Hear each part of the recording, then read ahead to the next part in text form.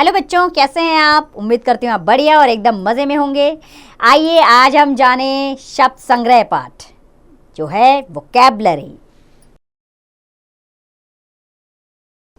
बच्चों, प्रत्येक भाषा में बहुत से शब्द व्यवहार में आते हैं। जो भाषा जितनी समृद्ध और व्यापक होती है उसमें उतने ही अधिक शब्द व्यवहार में आते हैं।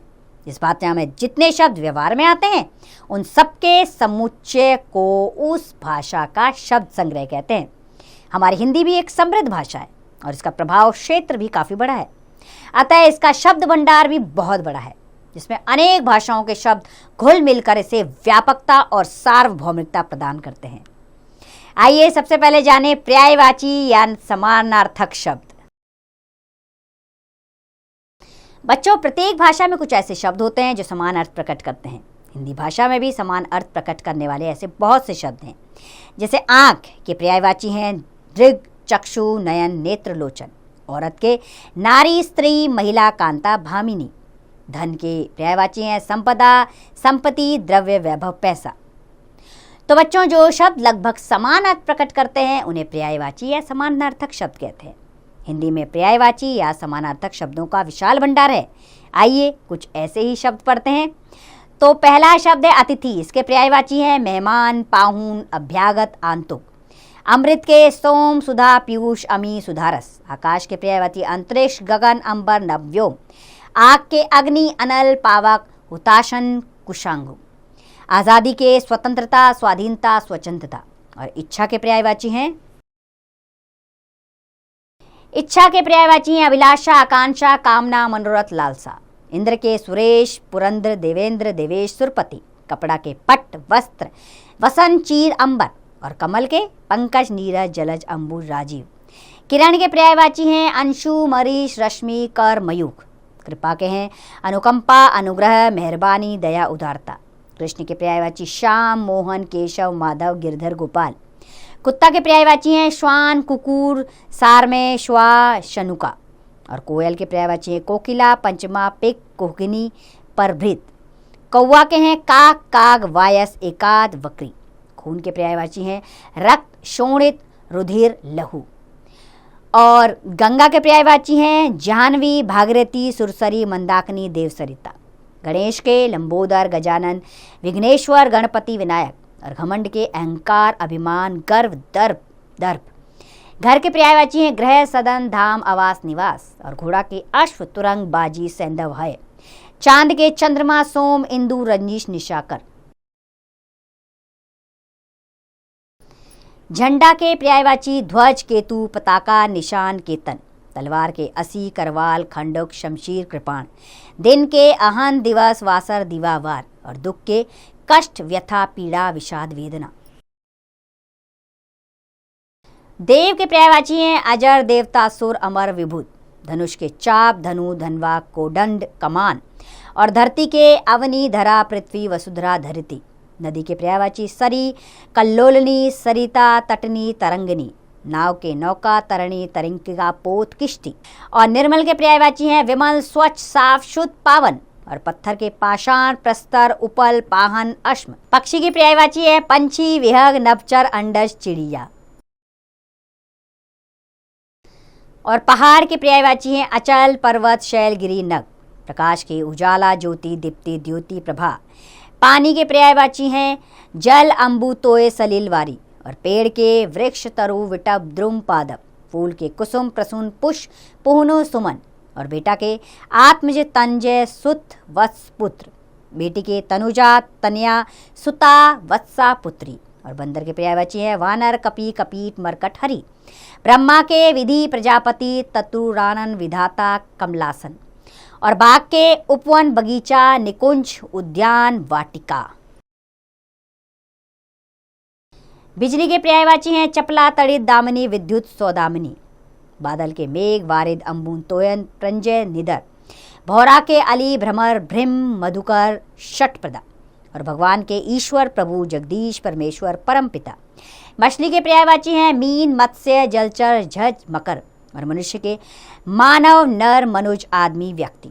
माँ के पर्यायवाची हैं अम्बा, अंबिका, जननी, माता, जन्मदात्री, धात्री। और मृत्यु के मौत, निधन, अवसान, देहांत। युद्ध के पर्यायवाची है रण, संग्राम, संघर्ष, लड़ाई, समर। राक्षस के पर्यायवाची है असुर, दैत्य, दानव, धनुष, निशाचर। और राजा के नृप, नरेश, मही, भूपति, महीप। रात के पर्यायवाची हैं रजनी, यामिनी, निशा, रैन, विभावरी। और रावण के दशानन, लंकेश, दशाग्रीव, लंकाधिपति, दंशकन। लक्ष्मी के पर्यायवाची हैं श्री, रमा, कमला, इंदिरा, हरिप्रिया। वन के जंगल, अरण्य, विपिन, कानन, कांतार। और वायु के पर्यायवाची हैं अनिल, पवन, वात, समीर, हवा। विष्णु के चक्रपाणी, गोविंद, शेषाई, माधव, हरि। और शरीर के काया, तनु, देह, तन, बदन, गात। शिव के पर्यायवाची हैं भूतनाथ, महादेव, नीलकंठ, महेश्वर, शंभु। शेर के पर्यायवाची केसरी, वनराज, सिंह, नाहर, मृगराज। और संसार के जग, जगत, विश्व, लोक, दुनिया, संस्कृति। सर्प के व्याल, सांप, भुजंग, नाग, विषधर। सरस्वती के पर्यायवाची इला, भारती, वीणा, पाणी, वागीश्वरी, शारदा। और सरोवर के पर्यायवाची हैं ताल, सर, तड़ांग, जलाशय, पोखर आदि। बच्चों, पर्यायवाची शब्द हमने पढ़े। अब हम बढ़ेंगे विलोम शब्द की ओर और जानेंगे विलोम या विपरीतार्थक शब्द किसे कहते हैं। तो बच्चों, जो शब्द एक दूसरे के उल्टे अर्थ का बोध कराते हैं उन्हें विलोम या विपरीतार्थक शब्द कहते हैं। जैसे अच्छा का बुरा, ऊंच का नीच, अमृत का विष, अर्थ का अनर्थ, अनाथ का सनात, अचल का अचल। बच्चों, किसी शब्द का विलोम शब्द लिखते समय इस बात का ध्यान रखना चाहिए कि तत्सम शब्द का विलोम शब्द तत्सम में और तद्भव शब्द का विलोम शब्द तद्भव में ही लिखा जाए। जैसे कि नया का पुराना, नवीन का प्राचीन, अंधेरा का उजाला, अंधकार का प्रकाश। अच्छा, यहाँ कुछ और विलोम शब्द हम पढ़ने जा रहे हैं। आप उन्हें ध्यान से सुनिएगा, उन्हें याद करने का प्रयास कीजिएगा। जैसे अंदर का विलोम बाहर, उपकार का अपकार, अपराधी का निरपराध, उत्कृष्ट का निकृष्ट, अनुराग का विराग, कठोर का कोमल, अनुकूल का प्रतिकूल। कपटी का निष्कपट, आकर्षण का विकर्षण, कायर का वीर, आदि का अंत, क्रोध का क्षमा, आशा का निराशा, गुप्त का प्रकट, आस्था का अनास्था, घृणा का प्रेम। आस्तिक का नास्तिक, जड़ का चेतन, अपेक्षा का उपेक्षा, जटिल सरल, अवार्चीन प्राचीन, दानी कृपण, अनिवार्य ऐच्छिक, दीर्घ ह्रस्व, अधम उत्तम, धर्म अधर्म, आजादी गुलामी, निर्गुण सरगुण, आय व्यय, नूतन पुरातन, आयात निर्यात, परतंत्र स्वतंत्र, आरोह अवरोह, आर्द्र शुष्क, परमार्थ स्वार्थ, उपयुक्त अनुपयुक्त, प्रत्यक्ष परोक्ष, उग्र सौम्य, पूर्ण का अपूर्ण, कनिष्ठ का वरिष्ठ, मूक का वाचाल, कटु मधुर, यश अपयश, कृतक कृतघ्न, राग का द्वेष विलोम है। क्रय का विक्रय, रक्षक का भक्षक, गुरु का लघु, लाभ का हानि, गुण का दोष, विधवा का सधवा, चतुर का मूर्ख, विशेष का सामान्य, जर का अजर। वरदान का शाप, त्यागी स्वार्थी, वैतनिक अवैतनिक, देश विदेश, शोषक पोषक, धनी का निर्धन, स्वाधीन का पराधीन। निंदा का स्तुति, शगुन का अपशगुन, निर्दय का सदय, सज्जन का दुर्जन, नश्वर का नश्वर, सुलभ का दुर्लभ, पंडित मूर्ख, वीर कायर, पुरस्कार दंड, जय पराजय, प्रधान गौण, सुगम दुर्गम, पक्ष विपक्ष, सृष्टि प्रलय। ये तो पढ़े हमने विलोम शब्द। अब हम बढ़ेंगे अनेकार्थी शब्दों की ओर। बच्चों, जिन शब्दों के एक से अधिक अर्थ होते हैं उन्हें अनेकार्थी शब्द कहते हैं। अनेकार्थी शब्दों का शाब्दिक अर्थ है अनेक अर्थ वाला। हिंदी भाषा में कुछ ऐसे शब्द हैं जो एक से अधिक अर्थों में प्रयोग किए जाते हैं, जैसे कि अंबर, इसका अर्थ आकाश और वस्त्र भी होता है। कनक का अर्थ सोना और धतूरा भी होता है। दल का अर्थ पत्ता, समूह और पार्टी भी होता है। वर का अर्थ वरदान, दूल्हा और श्रेष्ठ भी होता है। तो ऐसे शब्द अनेकार्थी शब्द कहलाते हैं। आइए कुछ अनेकार्थी शब्द पढ़ते हैं, आप उन्हें अच्छी तरह पढ़कर याद करने का प्रयास कीजिएगा। जैसे अंक, इसका अर्थ गोंद, नंबर, नाटक का एक भाग होता है। अंतर का अर्थ भेद, हृदय, दूरी होता है। अक्षर का वर्ण, ईश्वर, आकाश, अविनाशी होता है। अरुण का सूर्य और लाल होता है। अर्थ का मतलब धन, मतलब प्रयोजन, कारण होता है। उत्तर का एक दिशा, जवाब बाद में आने वाला होता है। कर का अर्थ हाथ, टैक्स, किरण, हाथी की सूंड होता है। कर्ण का अर्थ होता है कान और कुंती का पुत्र भी। कल का अर्थ होता है आने वाला दिन, बीता हुआ दिन, सुंदर और चैन और मशीन होता है। कुल का अर्थ परिवार, वंश और जोड़ होता है। काम का अर्थ कार्य, इच्छा कामदेव होता है। काल का अर्थ समय, मृत्यु यमराज होता है। कृष्ण का अर्थ काला, श्री कृष्ण अंधेरा पक्ष होता है।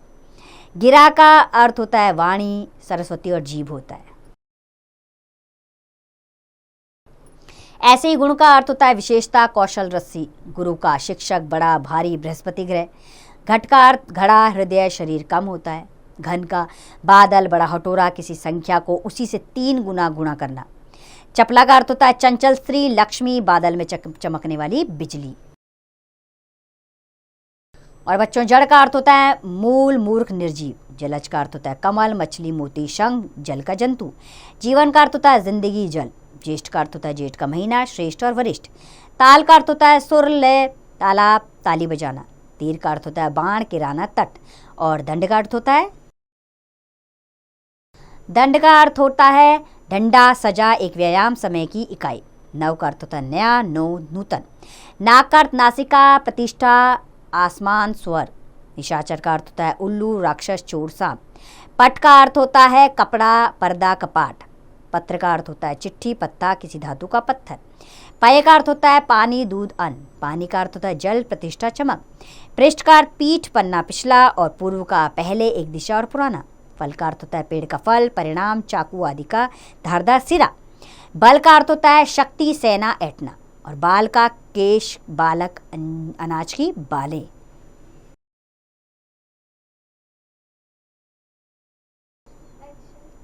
बाल का अर्थ होता है केश, बालक, अनाज की बालें। भेंट का अर्थ होता है उपहार, मिलन, मुलाकात। भेद का अर्थ होता है प्रकाश, रहस्य, फूट। और मद का नशा, घमंड, मस्ती। मित्र का अर्थ होता है दोस्त, सूर्य, एक देवता। और रस का बहने वाला पदार्थ, फलों या फूलों का रस, आनंद, स्वाद। वंश का अर्थ होता है कुल, बांस। और वर्ण का रंग, जाति, अक्षर। वार का अर्थ होता है दिन, आक्रमण। और विधि का ढंग, भाग्य, ब्रह्मा, कानून। और श्री का अर्थ होता है लक्ष्मी, शोभा, संपत्ति। तो बच्चों, अब हम बढ़ेंगे श्रुति सम भिन्नार्थक शब्दों की ओर। बच्चों, जिन शब्दों के उच्चारण लगभग समान लेकिन अर्थ भिन्न होते हैं उन्हें श्रुति सम भिन्नार्थक शब्द कहते हैं। बच्चों, श्रुति सम का अर्थ है सुनने में समान और भिन्नार्थक का अर्थ है भिन्न अर्थ करने वाला। कुछ शब्द बोलते समय एक सी ध्वनि देते हैं लेकिन उनके अर्थ अलग अलग होते हैं। जैसे अम्ब का अर्थ माता और अम्बू का पानी।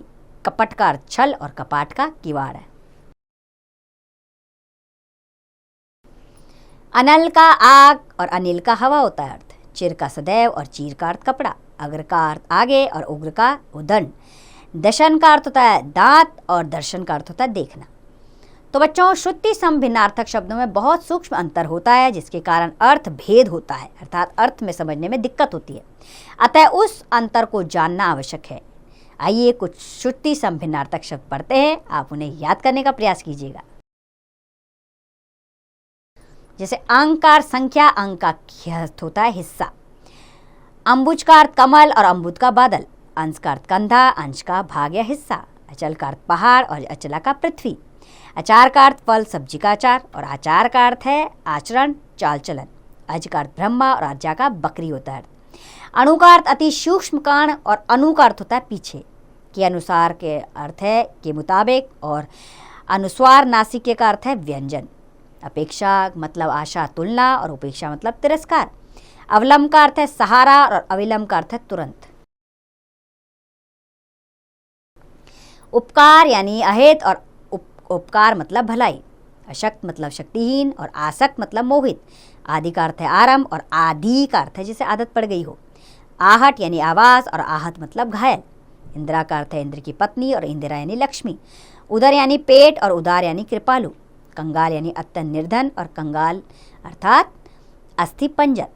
कर का अर्थ है हार्थैक्स्ट और करी का अर्थ है हाथी। कर्मी का अर्थ है करने वाला और कृमि का अर्थ है क्रीड़ा। कली यानी अधगिला फूल और कली यानी कलियुग। कुल का अर्थ है वंश और कूल यानी किनारा। कृति अर्थात रचना और कृति मतलब कुशल, दक्ष। कोर यानी किनारा और कौर मतलब ग्रास। कोश अर्थात खजाना और कोश यानी शब्द संग्रह। क्रांति यानी बड़ा परिवर्तन और कांति यानी चमक। ग्रह यानी नक्षत्र और ग्रह यानी घर। चयन यानी छांट और चमन यानी बगीचा। चर्म अर्थात त्वचा, चमड़ी। और चरम यानी अंतिम सीमा। चित्त अर्थात मन, चित्र का अर्थ है तस्वीर। छत्र यानी छतरी और छात्र यानी विद्यार्थी। छल का अर्थ है धोखा और छाल का अर्थ है छिलका। जलद यानी कमल और जलद यानी बादल। ज्वर यानी बुखार और ज्वार यानी समुद्र का तूफान। तरंग अर्थात लहर और तुरंग यानी घोड़ा। तरणी यानी नौका और तरणी यानी सूर्य। दिन यानी दिवस और दीन यानी गरीब। दीप यानी दीपक और द्वीप यानी टापू। दूत संदेश ले जाने वाला और द्वित यानी जुआ। देव देवता और दैव्य भाग्य। द्रव तरल पदार्थ और द्रव्य धन वस्तु। नम्र यानी विनयी, नर्म यानी मुलायम। निधन मृत्यु और निर्धन गरीब। नीर पानी और नीड़ घोंसला। धन्य पुण्यवान और धान्य अन्न। पवन हवा और पावन पवित्र। परिणाम फल नतीजा और परिमाण मात्रा। प्रणाम नमस्कार और प्रमाण सबूत। प्रसाद कृपा और प्रासाद महल। बदन शरीर और वदन मुख। बलि कुर्बानी और बली बलवान। बात बातचीत और वात वायु। मनोरथ इच्छा और मनोरम सुंदर। वन जंगल और वन्य जंगली। शर तीर और सर तालाब। अब बच्चों हम पढ़ेंगे वाक्यांशों के लिए एक शब्द।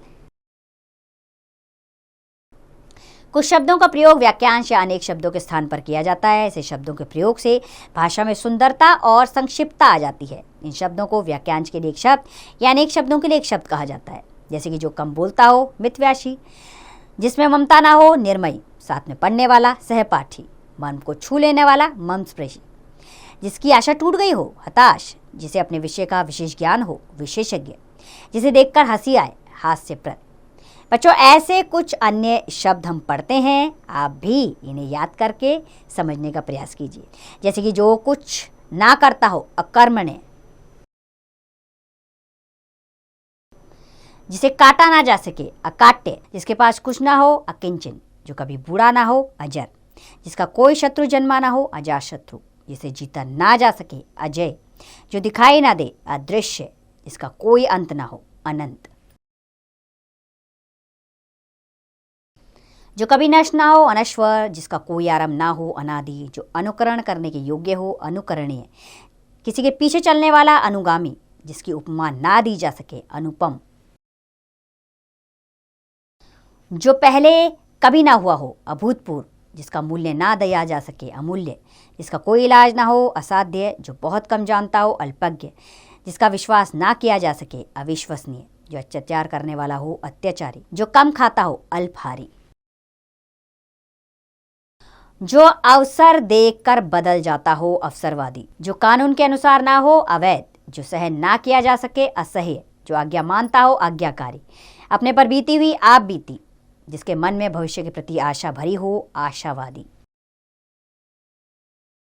ईश्वर के अस्तित्व में विश्वास रखने वाला आस्तिक, दोपहर के बाद का समय अपराह्न, जिसका संबंध इतिहास से हो ऐतिहासिक, जो कड़वा बोलता हो कटुभाषी, जो उपकार को याद रखता हो कृतज्ञ, जो अपने किए पर उपकार को भूल जाए कृतघ्न, क्षण भर में नष्ट होने वाला क्षणभंगुर, ऊंचाई में गगन को चूमने वाला गगनचूमी, जो छिपाने योग्य हो गोपनीय, जो दूर की सोच रखता हो दूरदर्शी, जो बड़ी कठिनाई से प्राप्त हो दुर्लभ, प्रतिदिन घटित होने वाला दैनिक, जहां पहुंचना बहुत कठिन हो दुर्गम, जो अभी पैदा हुआ हो नवजात, जो ईश्वर में विश्वास ना रखता हो नास्तिक, जिसका कोई आकार ना हो निराकार, वह स्थान जहां कोई आदमी ना हो निर्जन, जिसका कोई दोष ना हो निर्दोष, जिसमें लज्जा ना हो निर्लज, जिसके आर पार दिखाई दे पारदर्शी, जो प्रशंसा के योग्य हो प्रशंसनीय, जो आंखों के सामने हो प्रत्यक्ष, जो भाग्य में विश्वास करता हो भाग्यवादी, जो कम खर्च करता हो मितव्ययी, जो बहुत बोलता हो वाचाल, जो शरण में आ गया हो शरणागत, जो केवल शाक शब्दी खाता हो शाकाहारी, जो शास्त्रों का ज्ञात हो शास्त्राज्ञ, जो छूने से लग जाए संक्रामक, जो सच बोलता हो सत्यवादी, अच्छे आचरण वाला सदाचारी, जो सबको समान समझता हो समदर्शी, जिसमें सहन करने की शक्ति हो सहिष्णु, जिसमें सारी शक्तियां हो सर्वशक्तिमान। बच्चों अब हम पढ़ेंगे समानार्थी प्रतीत होने वाले शब्द। बच्चों को शब्दों का अर्थ लगभग समान प्रतीत होता है, लेकिन उसमें सूक्ष्म अर्थ भेद होता है। ऐसे शब्दों को समानार्थी प्रतीत होने वाले शब्द कहते हैं। जैसे कि अधर्म जो धर्म के विरुद्ध हो, अन्याय जो न्याय के विरुद्ध हो, प्रगति कार्य संबंधी तरक्की और उन्नति व्यक्ति संबंधी तरक्की, अनिवार्य जिसके बिना काम ना चल सके और आवश्यक जिसका होना जरूरी हो, आशंका अमंगल होने का संदेश और शंका संदेह। बच्चों, शब्दों के सही प्रयोग के लिए उनके सूक्ष्म अर्थभेद को जानना आवश्यक है, तभी भाषा में कुशलता और प्रवीणता प्राप्त की जा सकती है। आइए ऐसे ही कुछ हम शब्द पढ़ते हैं, आप इन्हें याद करने का प्रयास कीजिएगा। जैसे अगम्य, जहां जाया ना जा सके, और दुर्गम, जहां बड़ी कठिनाई से पहुंचा जा सके। अस्त्र वह हथियार जिसे फेंककर प्रहार किया जाए, जैसे कि तीर, बम, चक्र आदि। और शस्त्र वह हथियार जिसे हाथ में पकड़कर प्रहार किया जा सके, जैसे तलवार, गदा आदि। अपराध वह कार्य जो कानून के विरुद्ध हो, और पाप वह कार्य जो धर्म या नीति के विरुद्ध हो। अवस्था जन्म से वर्तमान तक का समय, और आयु व्यक्ति का पूरा जीवन काल। अनुमति, अनुज्ञा, इजाजत, और आज्ञा, आदेश, हुक्म। अमूल्य जिसका मूल्य ना दिया जा सके, और निर्मूल्य जिसका कोई मूल्य ना हो। अभिमान यानी घमंड, अहंकार, अपने आप को ही सबसे बड़ा समझने की भावना। अद्वितीय जिसके जैसा दूसरा ना हो, और अनुपम जिसकी उपमा ना दी जा सके। अध्यक्ष किसी संस्था का स्थायी प्रधान, और सभापति किसी सभा का तात्कालिक प्रधान। अनुग्रह ईश्वरीय कृपा, और अनुकंपा सहानुभूति से की गई कृपा। अनुसंधान अज्ञात तथ्यों को प्रकाश में लाना, और अन्वेषण पहले से विद्यमान द्वीपों, देशों आदि को खोजना। आदेश आज्ञा, हुक्म और निर्देश काम करने के ढंग को सूचित करने वाला आदेश। आलोचना गुण दोष दोनों को प्रकट करना, और निंदा केवल बुराई करना। आदि मानसिक रोग और व्याधि शारीरिक रोग। औषधालय जहाँ औषधियाँ मिलती हो, चिकित्सालय जहाँ बीमारों का इलाज होता हो। ईर्ष्या दूसरों की उन्नति देखकर बिना कारण ही जलना, और द्वेष दूसरों से किसी कारणवश जलना। उमंग मन में उत्पन्न क्षणिक प्रसन्नता, और उल्लास लंबे समय तक रहने वाला प्रसन्नता का भाव। उपहास किसी व्यक्ति की हंसी उड़ाना, और परिहास आपस में हंसी मजाक करना। कंगाल बहुत अधिक निर्धन, और निर्धन जिसके पास बहुत कम धन हो। और अगला है क्लेश, मानसिक कष्ट, और पीड़ा शारीरिक कष्ट। निर्णय, फैसला और न्याय, इंसाफ। प्रेम प्यार की सामान्य भावना, और स्नेह छोटों के प्रति लगाव। परिश्रम तन मन लगाकर की गई मेहनत, और श्रम शारीरिक मेहनत। पारितोषिक किसी को प्रोत्साहन के लिए दिया जाने वाला इनाम, और पुरस्कार किसी को सम्मानित करने के लिए दिया जाने वाला इनाम। भ्रम जहाँ किसी व्यक्ति या वस्तु को भूलवश दूसरी समझ लिया जाए। और संदेह, इसमें मन में शक बना रहता है, और व्यक्ति किसी निष्कर्ष पर नहीं पहुंच पाता। भीड़ अर्थात मनुष्यों की, और झुंड जानवरों का। ज्ञान किसी विषय के बारे में विशेष जानकारी, और विवेक सही गलत का निर्णय करने की शक्ति। सहयोग दोनों पक्षों का सक्रिय होना, और सहायता केवल एक पक्ष का सक्रिय होना। भ्रमण किसी उद्देश्य को लेकर इधर उधर घूमना, और पर्यटन दर्शनीय स्थानों की सैर। सामान्य व्यक्तियों की मौत को मृत्यु कहा जाता है, और निधन किसी प्रतिष्ठित व्यक्ति की मृत्यु को। योग्यता किसी काम को करने की कुशलता, और क्षमता किसी काम को करने की शारीरिक शक्ति। विलाप शोक करने के कारण रोना, और प्रलाप मानसिक असंतुलन के कारण व्यर्थ की अनलग्न बातें करना।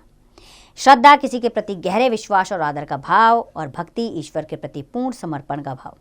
शिष्ट व्यवहार में कुशल, सभ्य और विनीत विनयी। शोक किसी की मृत्यु के कारण होने वाला दुख, और खेद किसी अनुचित कार्य व्यवहार पर जताया गया अफसोस। बच्चों, अब हम पढ़ेंगे समूहवाची शब्द। बच्चों, जो शब्द वस्तुओं या व्यक्तियों के समूह को प्रकट करते हैं, उन शब्दों को समूहवाची शब्द कहते हैं। हिंदी में ऐसे अनेक शब्द हैं जो समूह के लिए प्रयोग किए जाते हैं, जैसे काफिला ऊंटों यात्रियों का, माला फूलों मोतियों और नोटों की होती है, टीम खिलाड़ियों और कार्यकर्ताओं की, मंडल तारों और नक्षत्रों का, संघ राज्यों देशों और मनुष्यों का। तो बच्चों, किसी एक समूहवाची शब्द का प्रयोग केवल एक विशेष समूह के लिए ही होता है, अतः इनका प्रयोग करते समय सावधान रहना चाहिए। आइए ऐसे ही कुछ समूहवाची शब्द पढ़ते हैं, आप इन्हें याद करने का प्रयास कीजिएगा। जैसे अड्डा बसों और जुआरियों का, कक्षा छात्रों की, कुंज वृक्षों और लताओं का, गट्ठर लकड़ियों और कपड़ों का, गठरी कपड़ों की, गड्डी नोटों की, गण मित्रों छात्रों अध्यापकों का, गिरोह डाकुओं लुटेरों और राहजनों का, गुच्छा अंगूरों चाबियों फूलों का, गुलदस्ता फूलों का, छत्ता मधुमक्खियों और भंवरों का, जत्था हड़तालियों आंदोलनकारियों और यात्रियों का, जोड़ा जूतों कपड़ों स्त्री पुरुषों का, झुंड जानवरों पक्षियों का, टुकड़ी पुलिस और सेना की, टोली गायकों और मित्रों की,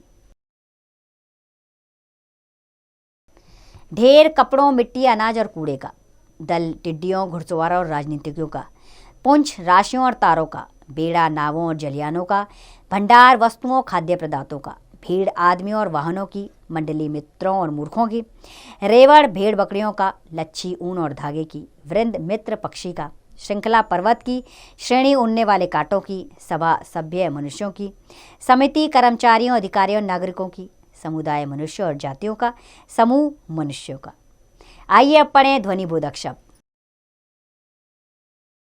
बच्चों, हिंदी में कुछ शब्द विशेष ध्वनियों को प्रकट करते हैं। ऐसे शब्दों को ध्वनिबोधक शब्द कहते हैं। ये शब्द प्राय अनुकरण के आधार पर बनाए जाते हैं। आइए ऐसे ही कुछ शब्द पढ़ते हैं, आप इन्हें याद करने का प्रयास कीजिएगा। जैसे पशुओं की आवाज़ें, कुत्ता भौंकना, बिल्ली म्याऊ म्याऊ करना, गधा रेंगना, भेड़ की आवाज़ है मिनमिनियाना, गाय का रंभाना, मेंढक का टर्राना, घोड़ा का हिनहिनाना, शेर का दहाड़ना, बंदर का किलकिलाना, सांप का फुफकारना, बकरी का मिमियाना और हाथी का चिंघाड़ना। ऐसी पक्षियों और कीटों की आवाज़ें होती हैं। जैसे कबूतर की आवाज़ गुटरगू करना, बत्तख कैं कैं करना, कोयल कूकना, बाज चीखना, कौवा काँव काँव करना, भौरा गुंजाना, चिड़िया चहचहाना, मक्खी भिनभिनाना, पपीहा पी पी करना और मुर्गा कुकड़ू कू करना। और कुछ अन्य आवाज़ें भी होती हैं, उन्हें भी जान लेते हैं। जैसे आंसू छलछलाना, दरवाज़ा खटखटाना, गाल बजाना, दांत किटकिटाना, घंटा टनटनाना, धनुष टंकारना, घड़ी टिक टिक करना, पंख फड़फड़ाना, चूड़ियाँ खनखना, पायल झंकारना, जीभ लपलपाना, बादल गरजना, जूता चुर चुर करना, बिजली कड़कना, झरना झरझर करना, रेलगाड़ी छुक छुक करना। अब हम पढ़ेंगे शब्द युग्म। बच्चों, युग्म का अर्थ है जोड़ना या जोड़ा। शब्दों के जोड़े को शब्द युग्म कहते हैं। हिंदी में कई बार शब्द युग्मों में प्रयोग किए जाते हैं। ये शब्द युग्म कई प्रकार के होते हैं, जैसे अच्छे अच्छे, काले काले, गली गली, आते आते, रोते रोते, सोते सोते, ऊंचे ऊंचे, सुंदर सुंदर, जगह जगह, एक एक, प्यारा प्यारा, चलते चलते आदि। दूसरे होते हैं पुनरुक्तियों के बीच विभक्तियों या अन्य शब्द लगाकर बने शब्द युग्म। ये शब्द युग्म भी एक ही शब्द की पुनरुक्ति से बनते हैं, लेकिन दोनों के बीच में का, की, के, से, ही, ना आदि शब्दों का प्रयोग किया जाता है। जैसे कहाँ से कहाँ, कहीं ना कहीं, किसी ना किसी, कुछ ना कुछ, जल्दी से जल्दी, पास ही पास, कोई ना कोई, वहीं का वहीं, बुरा का बुरा, बाहर का बाहर, साथ ही साथ, दूर से दूर। और तीसरा है मिलते जुलते अर्थ वाले शब्दों से बने शब्द युग्म। कुछ शब्द युग्म मिलते जुलते अर्थ वाले शब्दों से बनते हैं। दोनों शब्दों के बीच में योजक चिन्ह का प्रयोग किया जाता है। जैसे आचार विचार, आकार प्रकार, अंजल, कामकाज, खाना पीना, बाल बच्चा, खेल कूद, बंधु बांधव, भूत प्रेत, चिट्ठी पत्री, जीव जंतु, लूटमार आदि। और चौथा है विपरीत अर्थ वाले शब्दों से बने शब्द युग्म। कुछ शब्द युग्म विपरीत अर्थ वाले शब्दों से बनते हैं, जैसे अच्छा बुरा, ऊंच नीच, बड़ा छोटा, भला बुला, सुख दुख, आना जाना, खरी खोटी, न्याय अन्याय, शुभ अशुभ, जोड़ तोड़, जीवन मरण, लाभ हानि आदि। और पांचवा है सार्थक और निरर्थक शब्दों के मेल से बने शब्द युग्म। कुछ शब्द युग्म ऐसे शब्दों से बनते हैं जिनमें एक शब्द सार्थक और एक निरर्थक होता है, जैसे कि आसपास, आमने सामने, चाल ढाल, छेड़छाड़, देखभाल, भीड़ भाड़, बातचीत, पैसा वैसा, जैसे तैसे, पानी वानी, हेरा फेरी, देखा देखी, चटक मटक, अलग थलग, चाय वाय आदि। और छठे होते हैं निरर्थक शब्दों के मेल से बने शब्द युग्म। ऐसे शब्द युग्म जिनमें दोनों पद निरर्थक होते हैं, जैसे अंट शंट, उठ पटांग, चमाचम, छमाछम, खटपट, फटाफट, झमाझम, अनाप शनाप, उबड़ खाबड़, तड़ातड़, धनाधड़, खटर पटर आदि। बच्चों, आपके अभ्यास के लिए इस पाठ को एक बार हम दोहरा लेते हैं। जिस भाषा में जितने शब्द व्यवहार में आते हैं उसके समुच्चय बोधक को उस भाषा का शब्द संग्रह कहते हैं। पर्यायवाची या समानार्थक शब्द लगभग समान अर्थ प्रकट करते हैं।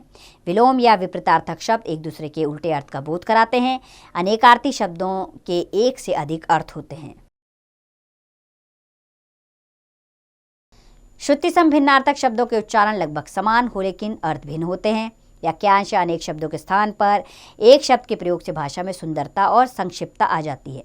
कुछ शब्दों का अर्थ लगभग समान प्रतीत होता है लेकिन उनमें सूक्ष्म अर्थभेद होता है। समूह आदि शब्द वस्तुओं या व्यक्तियों के समूह को प्रकट करते हैं। ध्वनिबोधक शब्द विशेष ध्वनियों को प्रकट करते हैं। ध्वनिबोधक शब्द प्राय अनुकरण के आधार पर बनाए जाते हैं। शब्द युग कई प्रकार के होते हैं, जैसे शब्द की पुनरुक्ति से बनने वाले शब्द युग, पुनरुक्तियों के बीच विभक्तियों या अन्य शब्द लगाकर बने शब्द युग, मिलते जुलते अर्थ वाले शब्दों से बने शब्द युग, विपरीत अर्थ देने से बने वाले शब्द युग, सार्थक और निरर्थक शब्दों के मेल से बने शब्द युग और निरर्थक शब्दों के मेल से बने शब्द युग। तो बच्चों, उम्मीद करती हूँ यह अध्याय आपको अच्छे से समझ में आया होगा। अब समय है अभ्यास का। इस पाठ का अभ्यास कार्य आप स्वयं कीजिए।